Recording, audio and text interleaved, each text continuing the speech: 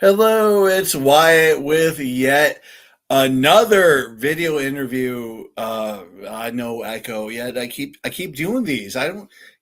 He Carlos keeps letting me. I don't. I keep doing them. So I have Scott uh with the Suffering, his current band. You might know him from his past band Bleeding Through, but I'll let Scott tell you how awesome he is. He's a friend.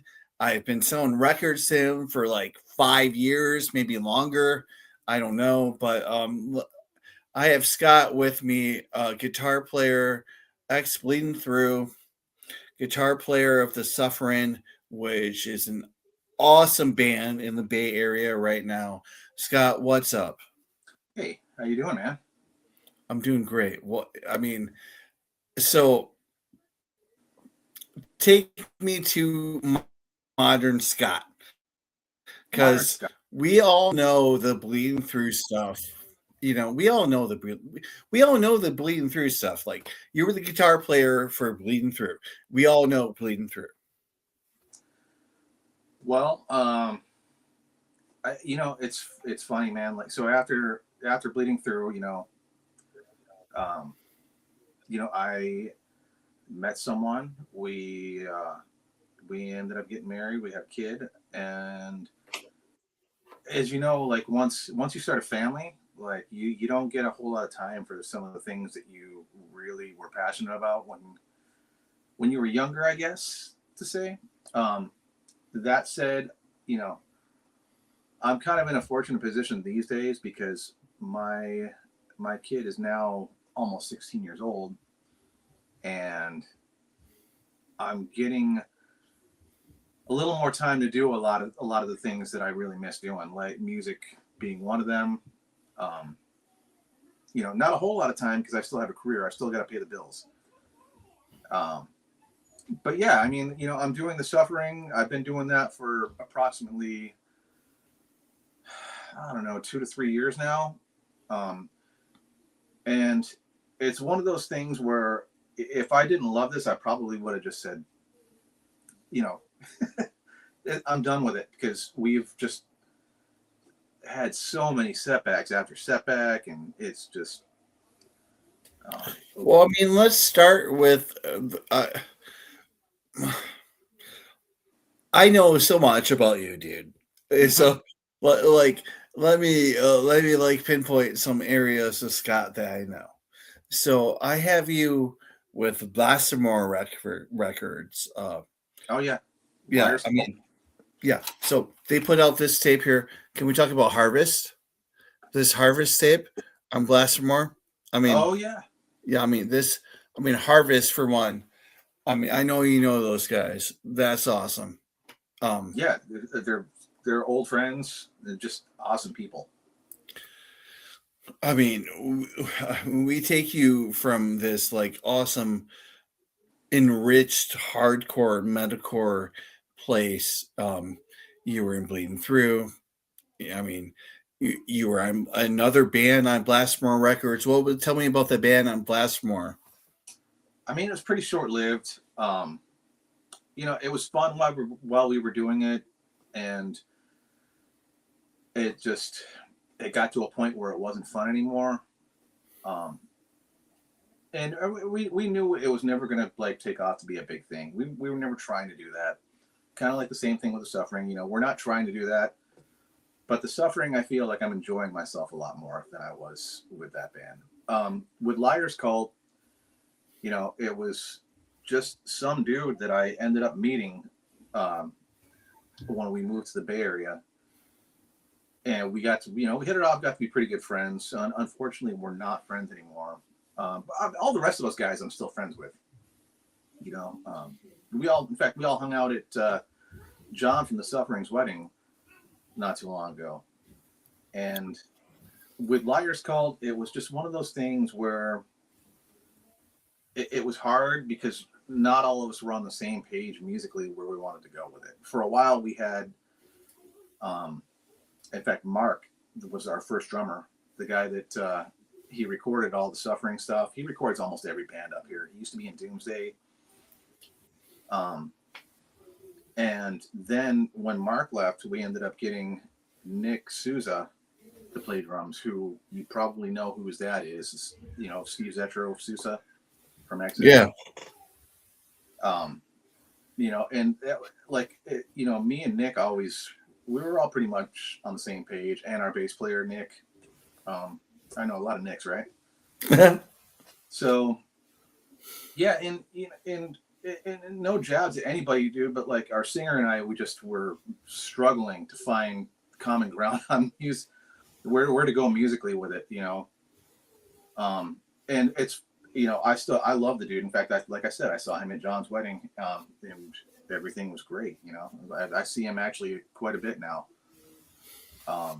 You know, we talk about like the Liar's Call days and stuff. It's cool, but you know, it just got to a point where you know, the butting heads over like where to go musically was just, it just wasn't fun anymore. Right. No, I mean, that's where sometimes bands end up. They lead into like I call it dead end, where Yeah, they're just like, you know, this is where the road ends, and this is how it is. And and I told that them, you know, when I happens. left, that, you know, if you guys want to still keep doing this, like that's fine with me. Like, you know, do with it what you want, but my involvement, I'm done at this point. So, Esther Blasphemous, I mean, the suffering was, I mean, to me, uh, so I mean, to full disclosure, like I didn't start writing articles for No Echo, this very platform we are on, until I came upon your band and the Suffering, and that was my first No Echo article. Actually, was the Suffering. I remember you Um, telling me that. Yeah. yeah, what was the Suffering? That's my first No Echo article, and I've written so many more. But uh, Yeah, I read them. You know, like whenever I see one pop up that you've done, I always end up reading oh, I love that. Thank you, dude. Thank you. them. But so I mean, like when the Suffering popped up, I felt like you were on a mission, dude, to get this out there. And but it was different from like Bleeding Through or any other like project before, where there was like a direct like HM2 like interpret like rotten sound type of like aspect to your music, which changed a lot to what we're used to, which was like Swedish riffs and Yeah. like, you know, so can you tell me about that transition to like the HM2 to the Swedish riffs to like, you know, what we have Scott today? Well, you kind of hit the nail on the head, dude. Like, so I was really getting into a lot of bands that were using the HM2 sound. Um, and it just so happened that, so there was this band called Of Sin, that one of the guys from Liar's Cult was playing in. In fact, it was the guy that, you know, I started with Liar's Cult. Um, and, you know, he asked me probably a few times over the last, you know, over a year or so, maybe a little over that. And I was always like, no, dude, I don't want to do music again. I'm happy. You know, I don't want the stress of like having to live up to anything. And he's like, but dude, like, I feel like you would love this. And, you know, and it's funny because he like really went about it kind of sneaky. I almost feel like he kind of planned this.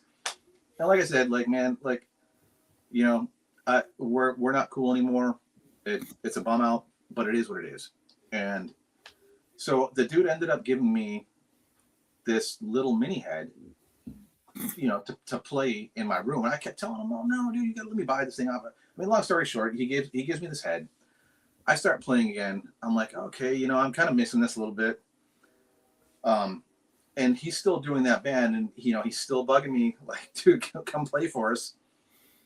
And so I said, you know, whatever, I'll come out and I'll try it out. Um, and they were like heavily into the HM2 thing. And when I started playing through that, I was like, it just kind of completely re-inspired me in a way that I hadn't felt since like the early Bleeding Through days. You know, I was just on fire. I was writing stuff nonstop. Like I couldn't stop. I still have like probably at least a record or two's worth of material and shit that we got to go look back through now, to see if we want to use any of this stuff. I mean, I know a lot of the guys do, but yeah, oddly enough, so that band breaks up, right? And then, you know, a couple of the guys, you know, had expressed interest, like, hey, you know, I still want to keep playing. And I said, you know, so do I, but I don't want to play these songs anymore. I don't want to be a part of this band anymore. And I'm, you know, if you guys want to still do that and then play with me at the same time, I'm totally okay with whatever you want to do, dude. You know what I mean? Like, you don't even have to stay with this. Like, if you can just help me out with, you know, writing some of this stuff, because I'm more of a hands-on than, you know, a computer guy writing stuff. Right. Yeah. I like to see jam it out. Right. Yeah. Yeah, because I mean, when you're writing on the computer, you don't always hear that it's going to translate live. And you know, I wanted the energy to come through live. And so right. Yeah. we were playing, and then we just went bananas with it. Like, so the drummer and I, we got together for one practice, wrote we wrote Reflection and Preach that are on the record, the Suffering record, in one practice. That's the first practice, actually. I mean, I got the record right here. The Suffering. Oh, look at that thing. Yeah, I mean, I got it here. My name's in this record, Scott. You thanked me in this record. It is, and you know, it was very appropriate, man. Like you helped us out. You did a lot. Like, you were super supportive. You always have been. I listened to it again, like gearing up to this interview. I listened to The Suffering. I listened to Liar's Cult. I listened to a lot of Bleeding Through. You know, admittedly, I don't want to like talk a bunch about them, but like I listened to a bunch of Bleeding Through, the early stuff, like when Indecision released the Portrait. I was there for it, and I believe like wasn't This Is Love, This Is re-released as well, but on a bigger scale. Yeah, and it's funny because I had no idea that was even happening until a friend of mine sends me a link. Says, "Dude, do you know about this?" And I'm like, "No." No. So the funny story is I ended up having to fucking go and order the thing off the website. And I mean, I don't know if they put two and two together and saw my name when I ordered it, but I'm one of the lucky ones that got, like, out of the 7 that were pressed on the color that I got, I was one of them. But, all right, cool. Even though, like, I had to pay for the thing, you know, it's whatever, man. Right? Yeah. I'm happy I got a copy. Right. It was a long time coming because it was an important record for me. So, I mean, really cool record, man. Just like, I love that stuff, man, Scott. It's so good. Thank you. But like, I want to concentrate on what you got going on now. So yeah, that's where I'm at now. Like, you sent me demos, dude, about from The Suffering that were just, they were crossover thrash hardcore. Like, this material was so good. Is that going to happen? Are you going to make that happen? I mean, the material on those of those raw demos you sent me, I mean, it was like power trip. It was like hardcore. It was metal as fuck. It was so good, dude. Thank you. To be honest, I think I'm going to scrap a lot of that. Like, I think there's like 2 songs on that I'm really like still feeling hold up. So I'm glad I sat on it for a while.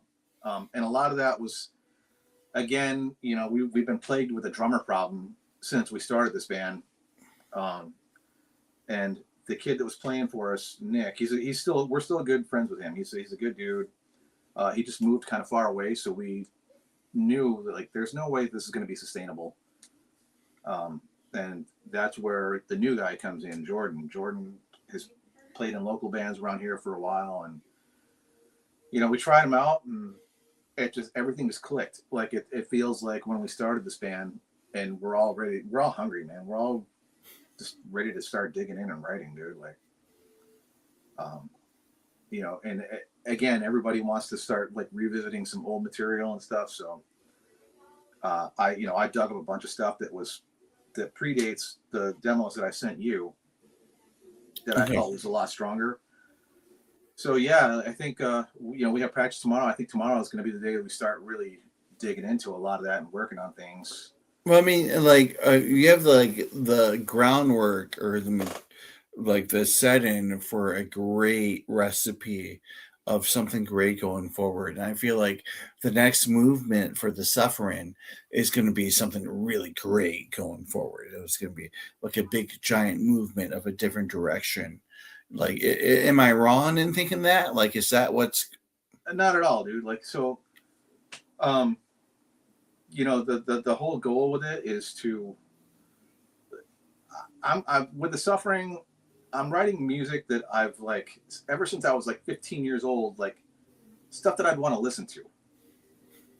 From that age right on up to where I'm at now, it's like I want to write stuff and play stuff that is shit that I would listen to like all day long. And I think that we had Eric leave the band for a while, our guitar player. He's back now, and I think right I now we're firing. I know Eric. Like we talk all the time. So Yeah, he tells me about that. yeah, like I talk to Eric constantly. So I mean, like I'm glad he's back. I feel he belongs in the suffering, really. Yeah, And I do too. And that's why I never, sought out to find another guitar player. I was like, all right, we'll just do it as a 4-piece then if Eric's gone, because he and I just we play together so well that like I didn't want to mess with that. well, I Like mean, it shows on the EP there. I mean, it really does. I mean, on this very EP here. I mean, if you listen to the leads, you listen to Eric. I mean, you guys got it. We really do. yeah, we like and more importantly, we all get along and hang out and talk a lot of shit and just Right. just enjoy being around each other. So yeah, Right. Yeah. I think No, right now completely. we're stronger than we've ever been. I think.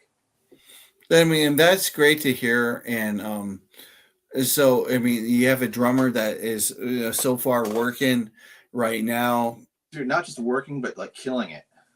working Like, and killing it. Great. yeah, yeah. That's great. He's got the same energy. Like when we're in the room together, we know that he wants to be there as bad as we do. Do you still have Andre playing bass? We do, yeah. Dude, I interviewed Andre for an article on a different magazine or whatever called Destroy, and Okay, that they disappeared. I don't know. They're just gone. But I did a whole article with Andre, and it was kind of interesting because I'm like, wait a minute, aren't you guitar player for this? I mean, bass player for the Suffering? Like I know Scott. Like it came to a very small world type of a, you yeah. know. He's like he and his old partner, they had this booking thing going on, like promoting thing. They don't do it anymore. I don't know what happened. I don't know if there was a falling out. I know that they they're friends again still, but yeah, we booked a few shows that Andre booked, and we started getting closer with the dude, and like we're just like, Andre plays guitar and bass, man. Let's just ask him if he wants to play. And Right. yeah, he's an awesome dude too. He's hilarious. Yeah, I mean, it works out. I mean, I feel close to the Suffering. I am rooting for you guys so hardcore to like make some waves. Like I know you guys are ready for. I know you guys Yeah, are ready to make some waves. Like and within it's reason, just like we're gonna do our best to like make the things happen, dude. Because like I said, we all have jobs that we have to work. That's the shitty reality of life, I guess. But right.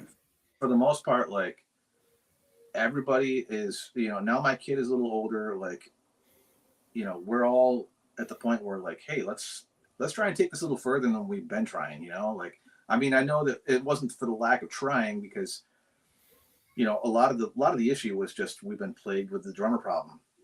It's always been Right. a weird lineup thing with us.